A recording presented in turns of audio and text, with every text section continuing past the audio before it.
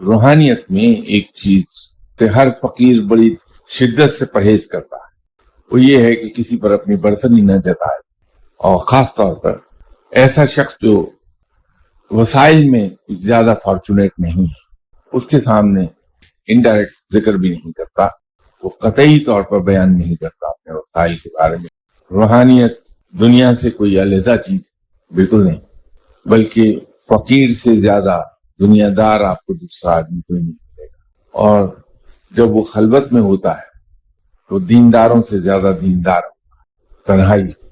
اس کی عبادات،